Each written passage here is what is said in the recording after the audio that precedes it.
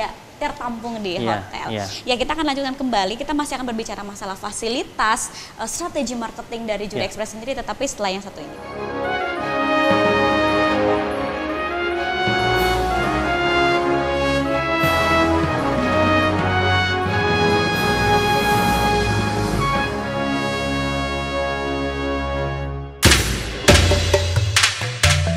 Hi, we are Juri Express Lipo Cikarang Hotel. Keep on watching Super TV, the TV that we are proud of.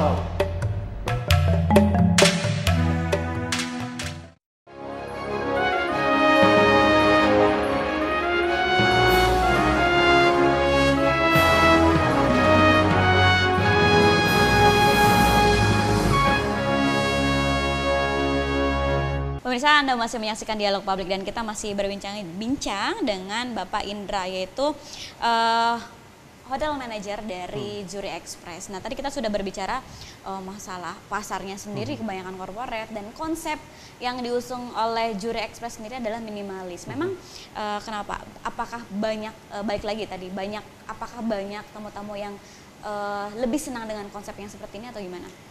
Kalau masalah itu kita ada pangsa masing-masing, tapi kita kan kembali, kalau di area sini sendiri ada Grand Juri Jababeka yang pangsanya untuk bintang 4 yang full service, kita minimalis di sini. Jadi konsep baru yang memang diinginkan oleh owner kita dan grup kita, dan kita melihat bahwa ini kadang-kadang yang tidak tercakup.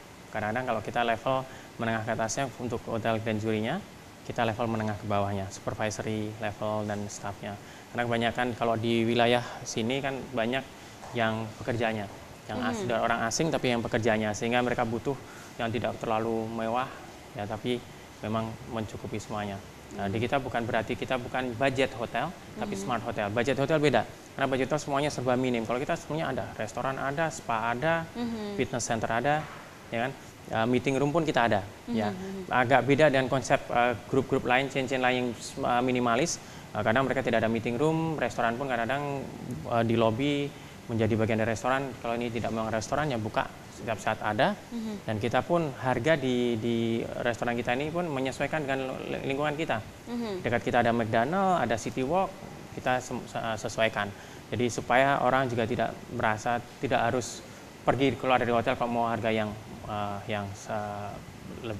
sesuai dengan budget mereka. Gitu. Kalau dari hotelnya sendiri ini termasuk bintang apa sih, Pak? Kalau kita sih, kalau untuk level ini ratingnya bintang 3, ya. Karena kita dengan fasilitas, dengan jumlah kamar kita pun 138 kamar, jadi tidak kurang lah dibandingkan dengan hotel-hotel yang lainnya. Gitu. Jadi, kalau misalnya untuk konsep minimalis sendiri, apa yang biasanya punya satu daya tarik apa biasa untuk customer sendiri? Minimalis sendiri kembali pada bentuk pelayanannya ya sebenarnya. Tapi kalau di kita ini sebenarnya sudah minimalis tapi sudah agak ke full service juga. Karena minimalis biasanya mereka dengan ruangnya kamar sendiri biasanya sekitar 18 meter persegi gitu. Kalau kita kamar itu yang standar itu 21 meter persegi. 21. Ya, jadi udah mulai kamar yang superiornya untuk hotel bintang 4 itu sudah sama. Dan memang banyak hal yang sebenarnya diminimalkan. Tapi kalau di kita bukan itu, lebih cenderung pada bagaimana bagaimana tamu bisa banyak yang kita kurangkan. Misalnya kembali tadi minibar tidak ada minibar, ya kan? Kenapa mesti pakai minibar? Karena itu biasanya jadi masalah. Check out, ya kan? Jadi memperlama. Kita nggak ada check out, nggak usah nanya minibar. Yang penting ada kamar penggunaan yang lain itu. Yang lebih mudah. Yang penting mempermudah tamu. Ya, mempermudah tamu. Dan yang penting dari sebuah hotel khususnya di Juri Express adalah pelayanan kekeluargaan. Pelayanan, tadi, ya. Kalau untuk fasilitas dari Juri Express sendiri, Pak, gimana? Oke, fasilitas sendiri seperti kita sampaikan tadi, itu WiFi di semua area. Di sini kalau Anda di restoran kami, siapapun juga akan mendapatkan fasilitas WiFi yang cukup cepat. Setiap lantai ada, di setiap kamar dapat WiFi semuanya. Tadi fitness center ada, spa ada juga. Spa bisa di bawah ruangan, bisa untuk in room juga. Kita selain itu juga laundry seperti hotel lain, ya. Ada juga laundry dikelola dari luar, kita kerjasama dengan luar. Jadi tetap meskipun kita minimalis, pelayanan sama. Pelayanan Harganya kita sesuaikan. Oke. Tidak seperti bintang 4 atau bintang 5. Pak, saat ini kan sudah banyak sekali hotel-hotel bermunculan di Ya. Cikarang ya. Ya. Apa namanya? Istilahnya mau itu hotel bintang 2, 3 Ya. sampai 4, 5 menghadapi kompetitor-kompetitor yang mungkin ada juga yang sama konsepnya minimalis seperti ini, itu gimana? Kalau saya melihat bahwa selalu saya tidak melihat itu sebagai persaingan. Selalu itu sebagai opportunity, kesempatan untuk saling kerjasama mengelola yang pasar yang ada di sini. Karena kalau tidak pun nanti saya takutnya masih tetap orang maunya larinya ke Jakarta. Dan kalau kita bisa ke sini, mereka penuh bisa lempar ke saya kan gitu. Kejadian dengan hotel yang di tetangga kita juga pada waktu mereka kekurangan kamar, mereka lemparkan ke kita sama dengan waktu kita ini. Jadi kenapa kita harus takut dengan persaingan? Kembali karena demandnya sangat tinggi sekali, supply masih kurang. Saya tidak pernah melihat itu. Selalu melihat segala sesuatu yang positif. Ini pun sebenarnya fenomena ini sebenarnya bukan dilihat dari sini saja. Karena saya kan 8 tahun saya di Amerika dan Kanada. 18 tahun saya di perhotelan, 20 hotel saya ini. Terakhir saya di Kanada 5 tahun. Kemarin saya tahun 2008 pindah ke sini. Kemarin baru bulan kemarin salah satu atasan saya yang di sana, yang di Kanada, bilang, komen waktu di Facebook saya bilang, Indra, keputusan kamu pulang ke Indonesia sangat tepat sekali. Karena booming di Indonesia dunia bisnis dan dunia perhotelan khususnya.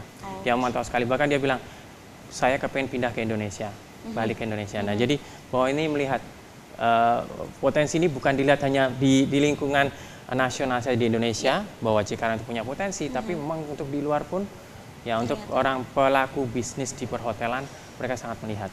Gitu. Jadi sangat ini. Teman saya ini dulu 8 tahun pernah di Indonesia, di Shangri-La, di financial controllernya, pindah ke sana, ke mana-mana, akhirnya melihat, banyak konsultasi dengan saya ngobrol, melihat bahwa potensi sangat besar sekali. Apalagi dengan dia melihat bahwa di Cikarang ini adalah kawasan industri yang cukup besar. Jadi ternyata peluang bisnis hotel di sini pun terlihat oleh orang luar juga. Orang luar juga, ya. Salah satu faktornya adalah bahwa di sini adalah kawasan industri terbesar di Asia Tenggara, khususnya itu. Ya. Dan saya rasa ini juga bisa membuka mindset teman-teman untuk tidak takut untuk berbisnis lah ya Pak ya, khususnya di bisnis hotel karena peluangnya sangat besar sekali, khususnya di Cikarang. Sangat besar sekali. Dan satu lagi mungkin yang perlu diingat oleh teman-teman pembisnis itu kita tidak boleh takut kehilangan pasar. Ya. Jangan takut karena kita punya pangsa sendiri. Jangan bikin pangsa yang sama, cari pangsa yang lain, jenis bisnisnya sama, coba cari yang lain, pasti masih ada. Gitu. Oke, termasuk walaupun kita mau bikin bisnis hotel pun nanti insya Allah semuanya masih banyak tamu-tamu yang kadang tidak tertampung di hotel. Ya kita akan lanjutkan kembali, kita masih akan berbicara masalah fasilitas, strategi marketing dari Juri Express sendiri, tetapi setelah yang satu ini.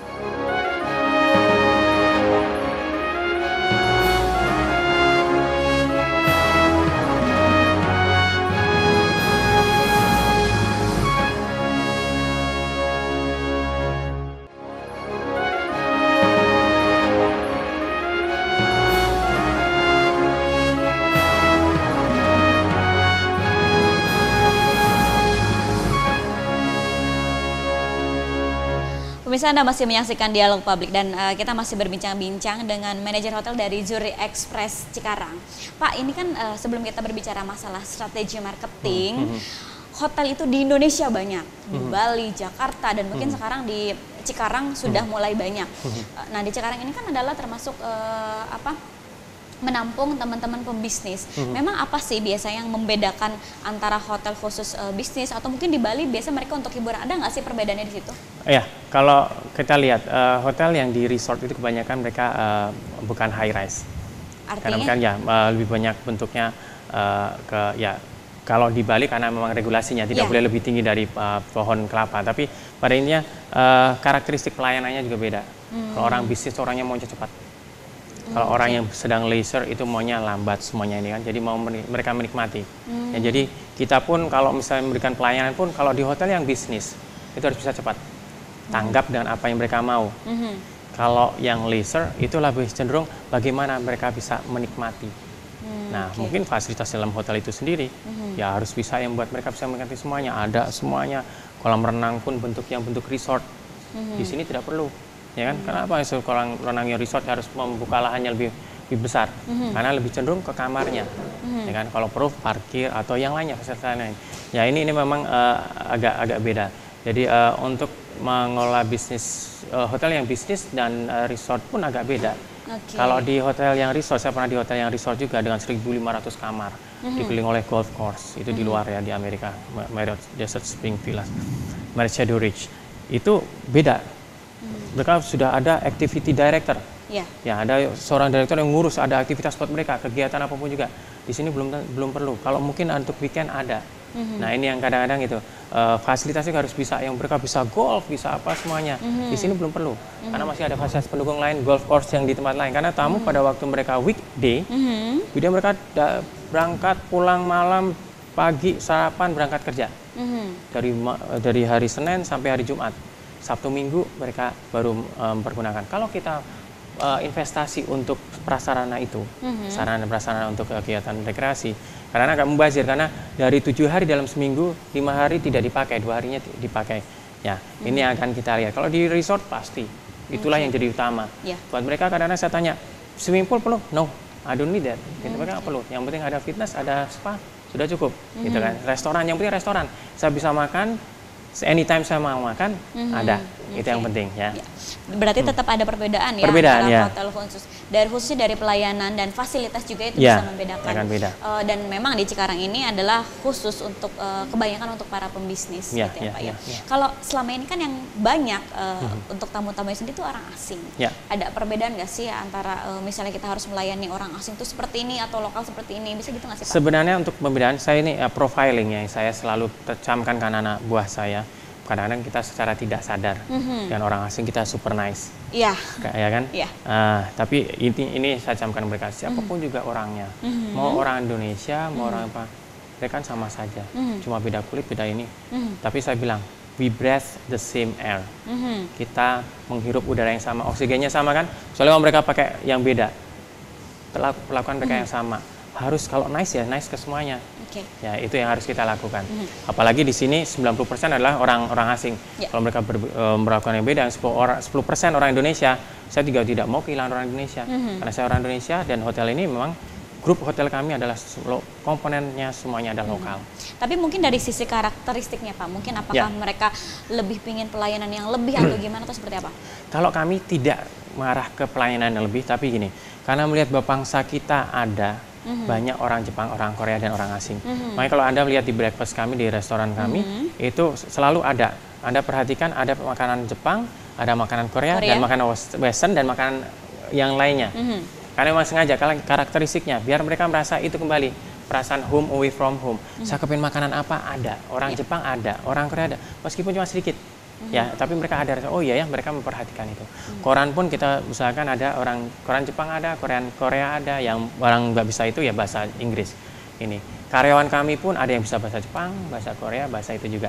Sehingga kalau ada masalah kita masih bisa mendekati mereka dengan pendekatan secara bahasa.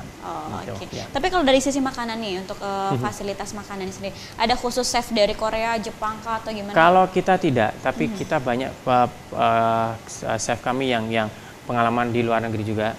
Ada yang khusus untuk Jepang, Korea ada, Chinese ada, Western ada, untuk Indonesia juga ada. Jadi kita memang apapun makanan yang mereka mau, kita akan bisa menyesuaikan.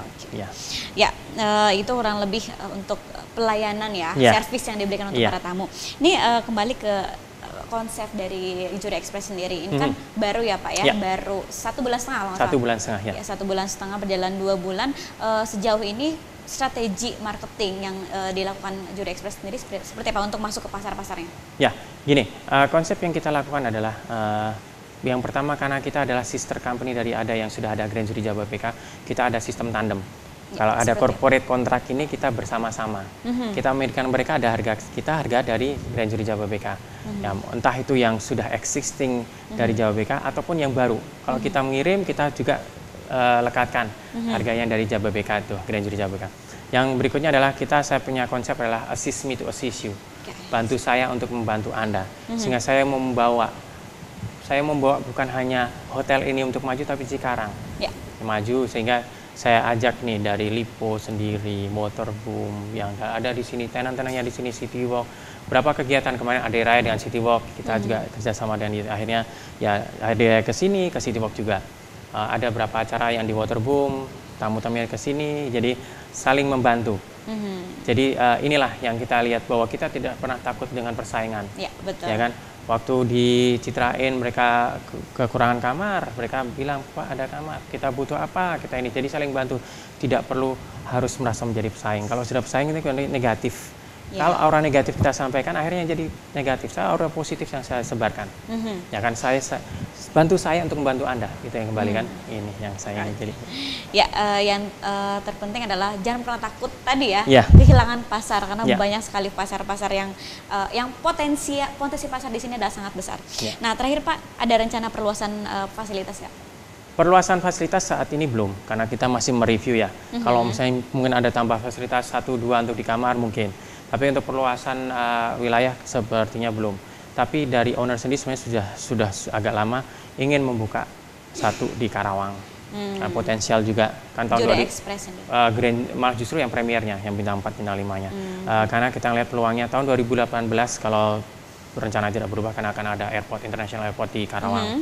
Dan kalau yang terbaru bukan di wilayah Cikarang ini tapi di daerah Mangga 2, Juri Express akan dibuka tahun depan.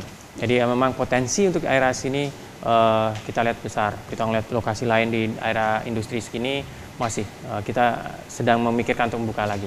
Tapi untuk perluasan belum, tapi untuk menambah unit ya. Oke. Ya, betul. Ya. Terakhir Pak, pesan-pesan untuk seluruh masyarakat khususnya di Cikarang. Oke. Untuk masyarakat Cikarang, inilah saatnya kita untuk membuktikan kepada seluruh warga di Bekasi, Jakarta, Bandung dan sekitarnya bahwa Cikarang itu banyak sekali potensi yang kadang-kadang kita lupa. Waterboom, kenapa orang mesti lari ke yang di Pluit sana untuk Waterboom atau ke Dufan atau apapun juga. Mall Lipo Cikarang ada yang mall yang Lipo yang Karawaci, orang tahunya kalau Lipo Karawaci. Di sini banyak potensi, outbound ada Jababeka, ada semua banyak, hotel banyak di sini. Oleh karena itu sebelum Anda mencari tempat untuk berwisata di tempat lain, coba Anda explore yang ada di sini dan kembali